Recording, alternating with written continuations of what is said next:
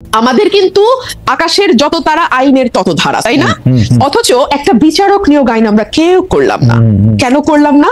কারণ আমরা না আসলে আমাদের খাস বল্টু পিল্টু লালটুকে বিচারক হিসেবে দেখতে চাই, এবং আমি চাই যে যখন আমি ক্ষমতায় আসব তখন আমার যা যা মামলা যেভাবে হলে আমার সুবিধা হয় রায়গুলো শেষে ভাবে হবে। হ্যাঁ, হাসিনা একেবারে নগ্ন ভাবে করেছে বলে না আমাদের কাছে একেবারে চোখে মনে হয় যেন খুব বেশি আমাদের চোখে লেগেছে। কিন্তু বেরেছে ফারহানা, আপনি যতবার এই কথা বলেছেন ততবারই আপনাকে এই কথা শুনতে হয়েছে না যে বিএনপি কি তার আগের আমলে করে নাই? আপনি যাদের লালটু পল্টু ঝন্টু মন্টুর কথা বলেছেন, যতবার বলেছেন ততবার তো আপনাকে একই প্রশ্ন বলতে হয়েছে যে বিএনপি কে এটা করে নাই কিনা।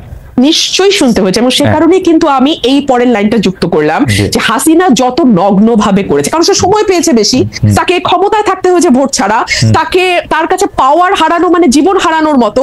সুতরাং তার কাছে যেটা মানে তাকে যেভাবে সকল কিছু ভীষণ ভাবে ব্যবহার করতে হয়েছে, অন্য গভর্নমেন্টকে ততটা সুযোগও তারা পায় নাই এবং ততটা তাদের ব্যবহারও করতে হয় না। সেই জায়গাটাতে কিছুটা ডিফারেন্স আছে, মাত্রাগত পার্থক্য। Let's put it in this way, মাত্রাগত পার্থক্য। হ্যাঁ, সে কারণে আমরা দেখছি যে বাংলাদেশে জাতীয় স্লোগান কি হবে এটাও হাইকোর্ট নির্ধারণ করে।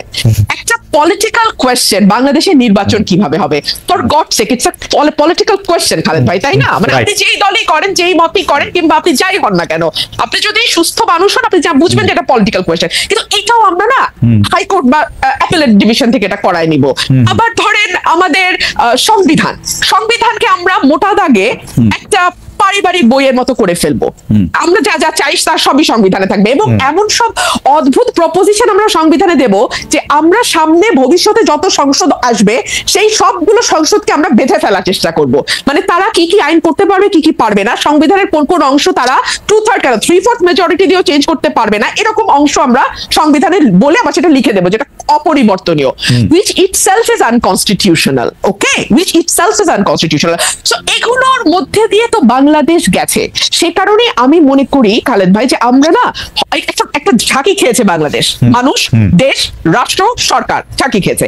কিন্তু এই ঝাঁকিটাতেই যে আমরা একেবারে ঠিকঠাক ফিটফাট হয়ে বিলাতি কায়দার ওয়েস্টমিনিস্টার গণতন্ত্রে অভ্যস্ত হয়ে যাব, কিংবা ইভেন ঘরের পাশের ভারতের গণতন্ত্র আমরা বুঝে যাব, এটা ভুল। আমাদেরকে আরো অনেক দূর যেতে হবে খালেদ ভাই। অ্যাটলিস্ট ভারতের পর্যায়ের একটা গণতন্ত্র এবং প্রাতিষ্ঠানিকীকরণের দিকে যেতে আমাদের আরো 50-100 বছর সময় লাগবে। এবং সেই কারণে আমি আমার আগের সেগমেন্টের কথা ধরে আমি একটু সূত্র ধরে বলি যে আমাদের মতন মানে ধরেন অ্যাজ অন টুডে আমার যে ভূমিকা, এটার জন্য আমাদের মতন মানুষদেরকে কিছুটা প্রাইস পে করতে হবে। পে করতে করতে করতে করতে এক সময় গিয়ে, সেটা আজ থেকে মেবি 70 বছর 80 বছর পরে, হয়তো দলগুলোর ভেতরে সেরকম ডেমোক্রেসি চর্চা আসবে, হয়তো রাষ্ট্রের ভেতর সেরকম ডেমোক্রেটিক ভয়েস আমরা পাবো যেটা একটা স্মুথ ডেমোক্রেসিকে সাপোর্ট করে। এইটুকুই আমি বলতে পারি। বেরেছে ফারহানা, তাহলে আমরা এরকম ধরে নিতে পারি যে আপনার কথা থেকে যদি আমরা একটা উপসংহার টানতে চাই যে ধরেন সবগুলি দল বিএনপি ইনক্লুডেড এর মধ্যে গণতন্ত্র আসতে 70-80 বছরের মতো লাগতে পারে। দেখুন, আমি it's just a speculation, it could be 50 years. আচ্ছা ঠিক আছে, আমি আচ্ছা ঠিক আছে, it all depends on the will of the people. আমার দেশের মানুষ আসলে কি চায়। ওকে, রাইট। হ্যাঁ, আমার দেশের মানুষকে সচেতন করার দায়িত্ব আমাদের। কতটুকু সচেতন, আমি কত সময় নিয়ে হবে এটা তাদের উপর। আমার বেশি ফারহানা, আমি একটু আসি আপনার কাছে। আমি মানবেরকে যেতে চাই। মানবে, আমি আপনাকে প্রশ্ন করেছিলাম যে এটা তো এরকম হওয়ার কথা যে নেত্রী আসলে আপনার এই প্রশ্নের জবাবটা দেওয়ার আগে যেহেতু একটু অধিকার চর্চা করতে পারিনি, আমি যে প্রশ্নটা আপনি রুমিন ফারহানা করেছিলেন। আচ্ছা, তাহলে আপনি একটু বললেন, আমরা একটু আপনাকে আরেকটা জিনিস শোনাই যে আমরা দর্শকদের কাছে প্রশ্ন করেছিলাম যে নির্বাচনের আগে বড় ধরনের সংস্কার করা হবে, এমন মন্তব্য করেছেন প্রধান উপদেষ্টা ডক্টর মোহাম্মদ ইউনূস। অন্তর্বর্তী সরকারের এই অবস্থান সমর্থন করেন কিনা, বড় ধরনের সংস্কার করা হবে এটা সমর্থন করেন কিনা, সেটা সমর্থন করে শতকরা 83% দর্শক, সমর্থন করেন না হচ্ছে 17% দর্শক। আমাদের জন্য একটি স্টেগারিং নাম্বার, 145,000 মানুষ, মানে 1,45,000 মানুষ ভোট দিয়েছেন এটার মধ্যে। মানা ভাই, মানে 1,45,000 একটা বিপুল সংখ্যা। জি মানা ভাই, আপনি বলতেছিলেন। জি, বিষয়টা বলে রাখবে, যে প্রশ্ন করেছে সেটাও বলে রাখবে, কিন্তু আমি এইটার লোভ সামলাতে পারছি না। প্লিজ প্লিজ, মানে অনধিকার চর্চা করবো তো বলছি। ধরেন ওবায়দুল কাদের আর মাহমুদুর রহমান মান্না দুজন প্রতিদ্বন্দ্বী ছাত্রনেতা ছিল, কিন্তু ওবায়দুল কাদের আমার কাছে ডাকসু নির্বাচনে কোনো পাত্তাই পাইনি। তারপরে আমি আওয়ামী লীগে থাকলাম না, আওয়ামী লীগে যোগ দিয়েছি, থাকতে পারলাম না বা থাকলাম না। এখন ওবায়দুল কাদের আওয়ামী লীগের সাধারণ সম্পাদক হয়ে গেলেন। তখন আমাকে কোনো কোনো মানুষ এরকম করে বলেছে, ভাই ওবায়দুল কাদের সাধারণ সম্পাদক হয়ে গেল, আপনি দলটা ছেড়ে দিয়ে থাকলে আপনি তো হতে পারতেন। আমি তাদেরকে বলতাম না আমি হতে পারতাম না, কারণ শেখ হাসিনা যে তুতু করে তাকে দিবে, আমাকে দিবে না। আমি ওটা জানি, বুঝি বলেই আমি ওখানে থাকিনি। এখন end of the day Khaled, আমি বলি যে আমি মনে করি I am right, Obaidul Quader রং। এখন কি অবস্থা দেখলে তো তাই বোঝাই যায়, খুব স্পষ্ট বলা যায়। তো এই কারণে যখন প্রশ্নগুলো করেন না আপনারা, বা ধরেন অন্যরা কেউ জিজ্ঞেস করে, যিনি জবাব দিচ্ছেন বা যাকে প্রশ্ন করছে তাকে আপনার ভাবতে হবে যে এই মানুষটা উইথ অল অডস যেভাবে ফাইট করেছেন, that is the glory, that is the victory. এবং এইটা মানুষের মধ্যে কিন্তু ইনস্টিলড হয়ে যায়। না হলে আমি এখন মানুষের এত ভালোবাসা পাই কেন? আমি কিন্তু অনেস্টলি বলি, আমি মনে করি মানুষের ভালোবাসা প্রায় শিখতে পারছি এখন, এরকম দেখি। তো সেই কারণে আমি মনে করি যে আমি আমার কথা বলতে পারি মান্না ভাই, আমি যতদিন ধরে এই মানে বিশ্ববিদ্যালয়ে ভর্তি হওয়ার পর থেকে আমি আপনাকে চিনি, আমি আমার কথা বলতে পারি যে আমার সম্মান আপনার জন্য, আমার সম্মান মানে এইটার সাথে আমি জনাব ওবায়দুল কাদেরের তুলনাই করতে চাই না। মানে এটা এক পংক্তিতেই জীবনে বসবে না। সেটা আমি আগেও আপনাকে বলেছি, ওবায়দুল কাদের সাহেব যখন সাধারণ সম্পাদক ছিলেন, মন্ত্রী ছিলেন, বিরাট বড় কিছু ছিলেন, তখনও বলেছি সামনাসামনি। মানে এটার কোনো একটা তুলনাই হতে পারে না। মানে এটা তুলনীয়ই না। আপনি যদি মনে পড়ে গেল উদাহরণটা, সেই জন্য এটা বললাম। এই জন্য আমি মনে করি যে এটা রুল ভারতকে জিজ্ঞেস করার দরকারই নাই, সে যেটা করতে থাকবে, টাইম উইল পে হার, এটা আমি মনে করি। যাই হোক, আমি আপনার প্রশ্বাসী একটা জিনিস বলি, মানুষ খুব জটিল জিনিস। আমি এটা অনেক চিন্তা করেছি, লোকের সাথে কথাবার্তা বলতাম, মানুষ জটিল কেন? কারণ সবচেয়ে জটিল ম্যাটার হচ্ছে ব্রেন। এবং বলে যে একটা ম্যাটার যত জটিল হবে, যত কমপ্লেক্স হবে, তার মানে সেটা তত ডেভেলপ।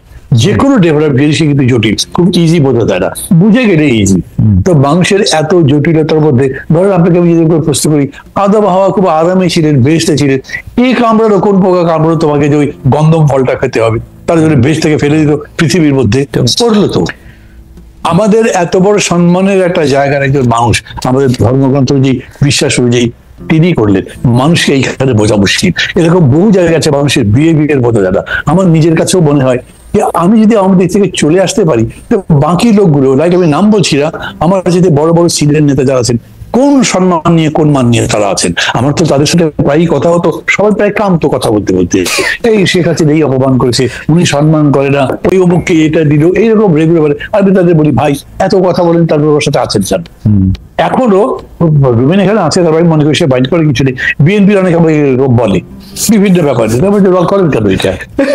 তো কি করবো আমি? ভাই আপনাকে আমি দল ছাড়তে বলছি না, আমি কোনো দল ভাঙার কাজ করি না, কিন্তু আপনার যদি মনেই হয় যে আপনার এই দলে অসম্মানিত হচ্ছেন, আপনি থাকেন কেন ওখানে? আপনি চলে আসেন। কিন্তু মানুষ এটা করে না।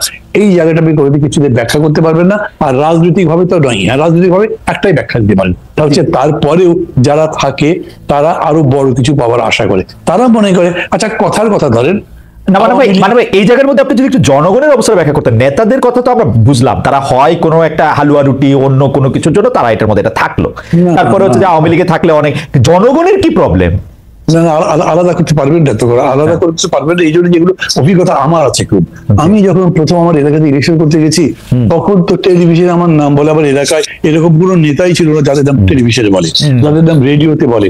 লোকজন শোনে আর আমাকে দেখে বলে, আপনি এত বড় নেতা, আপনার পার্টি বই, আমার পার্টির নাম কি? ডাব বই, এই নাম তো শুনি যাই। এত ঠিক দেখেন, মানুষ আমাকে প্রশ্ন করেছে, আপনাকে যদি আমরা ভোট দিয়ে আপনি যদি জেতেন, আপনি তো সরকার করতে পারবেন না, তাহলে আপনি আবার কাজ করবেন কেমনে?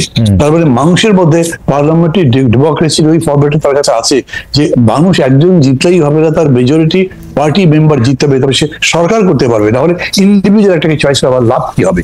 মানুষ এটা ভাবে। এই জন্য ডেফিনেটলি আপনার পার্লামেন্ট, বুর্জোয়া পার্লামেন্টারি ডেমোক্রেসিতে it is a rule of the party. ওই পার্টি না করতে বলতে হবে না। আমি মাহমুদ মান্না একটা বাংলাদেশের মানুষ রায় দেয়, উনি হচ্ছে বাংলাদেশের সবচেয়ে ভালো মানুষ, সবচেয়ে জ্ঞানী মানুষ, সবচেয়ে বুদ্ধিমান, বিচক্ষণ ইত্যাদি ইত্যাদি, কিন্তু কোনো পার্টি আবার কি দাম আছে? আমি তো ডক্টর হিসেবে তো চান্স পাবো, ডক্টর ইউনুস এত বড় নোবেল টোবেল পেয়ে আন্তর্জাতিক ব্যক্তি হওয়ার পরে একটা চান্স পেয়ে উপদেষ্টা হয়েছে, বাকি ওরকম কত লোক আছে, কেউ হতে পারেনি। তো কাজে ইন্ডিভিজুয়াল দিয়ে ওরকম পারবেন না আপনি, ওইখানে দল লাগবেই। এবং ওই কারণেই দল যদি বড় হয়, তাহলে দলের নেত্রী যিনি, তিনি একটা অখাদ্য হলেও মানুষ কি করবে ওটাই মুখে দিয়ে রাখবে, তার কাছে বিকল্প নাই, তো সেরকম করেই রাখবে। এটাকে মানুষের দোষ দিয়ে লাভ নাই। আপনি যদি মানুষের কাছে দলটা থাক, কিন্তু মানুষের মধ্যে এই আকাঙ্ক্ষা আসা উচিত ছিল না, যিনি 3টা নির্বাচন ম্যানিপুলেশন করেছেন, যিনি হচ্ছে বাংলাদেশের সকল প্রতিষ্ঠানগুলিকে ধ্বংস করেছেন, মানে সেটা নির্বাচন কমিশন হোক, পুলিশ হোক, আমলা হোক, বিচার বিভাগ হোক, ইউনিয়ন উনি করছেন। মানুষের মধ্যে থেকে এইটা আসা উচিত না, ঠিক আছে আমরা আওয়ামী লীগ করবো কিন্তু উনাকে বাদ দিয়ে, আমি এইটা বিশ্বাস করবে করি কি কি? জানেন? জি আমি বিশ্বাস করি, ধরেন আমি বিশ্বাস করি, প্রমাণ দিতে পারবো না, হ্যাঁ। যদি দেশের সামনে নির্বাচন হয় 1 বছর পরে, আমি এটা প্রস্তাব করছি না, আমাকে কেউ ভুল বুঝলে আমি তাদের কাছে ক্ষমা চাইছি, সেই নির্বাচনে আওয়ামী লীগ আছে, ধরেন নির্বাচন করতে পারছে, কেউ কোনো মারপিট করছে না, বাধা দিচ্ছে না, সভা ভাঙছে না, ওই ভোটে আওয়ামী লীগ হারাহারি। হারবে ধরেন তো। হ্যাঁ, আমি মনে করি তাই। হ্যাঁ, হারবে তো। তারপর ধরেন এই যে একটা উদাহরণ আছে, যেরকম ফ্রান্সে বাঁকো তো 4 নম্বর পার্টি ছিল, সে জিতলো কিভাবে? আমাদের দেশে এরকম হতে পারে। আমি প্রায়ই বলি বক্তৃতায়, আমার খুব প্রিয় একটা সেন্টেন্স বলেন, অতিকায় হস্তি বিলুপ্ত হইয়াছে, টিকটিকি টিকি আছে। ওই বড় আছেন এই অহংকার করলে কিন্তু কোনো লাভ হবে না। আর সিংহ বনের রাজা হাতি নয়, যদি হাতি প্রাণী হিসেবে বড়। এই জন্য মানুষের চয়েসের উপরে আপনার ভরসা থাকতে হবে, মানুষের চয়েসটাই শেষ কথা। তবে এখন মানুষের যদি সেই এডুকেশনটা না থাকে, তাহলে তার বিলম্ব হবে। ওই যে রুমিন বলছে না, যে এটা হয়তো 20-25 বছর লাগবে, আমি বছর মানে সংখ্যা দিয়ে বলবো না, কিন্তু মানুষের